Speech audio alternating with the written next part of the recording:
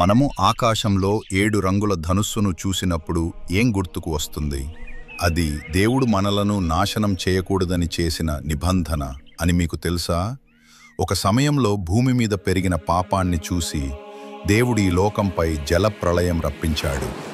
ఆ సమయంలో ఒక కుటుంబం మాత్రమే దేవుని కృపకు పాత్రులయ్యారు.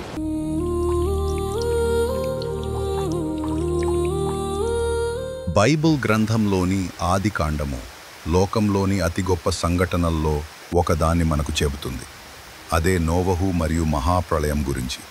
ఇక్కడ మనం దేవుని తీర్పు, ఆయన కృప, ఆయన రక్షణ ప్రణాళికను స్పష్టంగా చూడవచ్చు.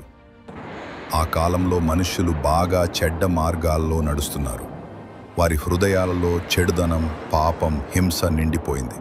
వారు దేవునిని మరచిపోయి తమకు తామే జీవిస్తూ ఒకరిని ఒకరు నష్టపరుస్తూ ఉన్నారు. దేవుడు లోకాన్ని చూశాడు. మనుషులను సృష్టించినందుకు నేను బాధపడుతున్నాను అని ఆయన చెప్పాడు.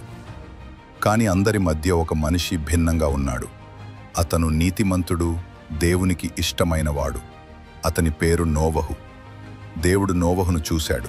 దేవుడు నోవాహుకు తన నిర్ణయాన్ని తెలిపాడు. నేను ఈ లోకాన్ని మహా వరదతో నాశనం చేయబోతున్నాను. కానీ నిన్ను మరియు నీ కుటుంబాన్ని నేను రక్షిస్తాను. నీవు ఒక పెద్ద ఓడను నిర్మించాలి. దానిని గోఫెరు చెక్కతో చేయి. లోపల బయట కీలు పూయి. దాని పొడవు 300 మూరలు, వెడల్పు 50 మూరలు, ఎత్తు 30 మూరలు ఉండాలి. 3 అంతస్తులు ఉండాలి. ఆ ఓడలోకి నీవు నీ కుటుంబాన్ని, జంతువుల జంటలను, పక్షులను, ప్రతి జీవిలో జంటలను తీసుకెళ్లాలి. నేల మీద శ్వాస ఉన్న ప్రతి ప్రాణిని ఈ వరద నాశనం చేస్తుంది. కానీ నీ ద్వారా కొత్త ఆరంభం జరుగుతుంది అని దేవుడు ఆజ్ఞాపించాడు. నోవాహు దేవుని మాట విని సందేహించలేదు. చుట్టుపక్కల వాళ్ళు ఆయనను ఎగతాళి చేశారు. ఎండలో ఇంత పెద్ద ఓడ ఎందుకు అని నవ్వుకున్నారు. కాని నోవాహు దేవుని వాక్యాన్ని విశ్వసించి క్రమంగా ఆ ఓడను నిర్మించాడు. సమయం దగ్గర పడింది. దేవుడు నోవహుతో ఇలా అన్నాడు. 7 రోజుల్లో వర్షం మొదలవుతుంది. నీవు, నీ భార్య, నీ కుమారులు, వారి భార్యలతో కలిసి ఓడలోకి ప్రవేశించు. జంతువుల జంటలను కూడా తీసుకువెళ్ళు. జంతువులు జంటలుగా నోవహు వద్దకు వచ్చాయి. సింహాలు, పులులు, ఏనుగులు, ఎలుగుబంట్లు, అన్ని విధాల జంతువులు వచ్చాయి.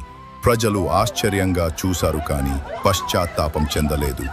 తర్వాత ఆకాశం మబ్బులతో నిండింది. వర్షం మొదలైంది. 40 రోజులు 40 రాత్రులు ఆగకుండా వర్షం కురిసింది. నదులు పొంగి పొర్లాయి. భూమి నీటితో నిండిపోయింది. పర్వతాలు కూడా నీటిలో మునిగిపోయాయి. ఓడలో లేని ప్రతి జీవి నీటిలో మునిగి చనిపోయాయి. కానీ ఓడలో ఉన్న నోవహు, అతని కుటుంబం, జంతువులు దేవుని కృపతో కాపాడబడ్డారు. నీరు తగ్గడం మొదలైంది. ఓడ అరారాత్ పర్వతాలపై ఆగిపోయింది. నోవహు ఒక కాకిని పంపాడు. అది తిరిగి రాలేదు. తర్వాత పావురాన్ని పంపాడు. అది తిరిగి వచ్చి తన నోట్లో ఒక ఒలివాకును తీసుకువచ్చింది. దాన్ని చూసి నీరు తగ్గిందని తెలుసుకున్నాడు. మళ్ళీ కొన్ని రోజులు తర్వాత పావురాన్ని పంపాడు. ఈసారి అది తిరిగి రాలేదు. అప్పుడు భూమి ఎండిపోయిందని నోవహు గ్రహించాడు. ఓడ తలుపులు తెరవబడ్డాయి.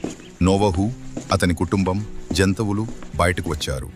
అప్పుడే మొదలైనది మరో యుగం.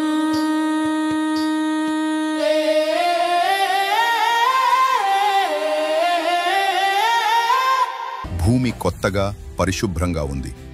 నోవహు మొదటగా ఒక బలిపీఠం కట్టి దేవునికి కృతజ్ఞతా బలులను అర్పించాడు. దేవుడు ఆనందించాడు. ఇకపై నేనెప్పటికీ ఈ లోకాన్ని నీటి ప్రళయంతో నాశనం చేయను అని వాగ్దానం చేశాడు. దేవుడు ఆ వాగ్దానానికి గుర్తుగా ఆకాశంలోని మేఘాలలో తన ధనుస్సును ఉంచాడు.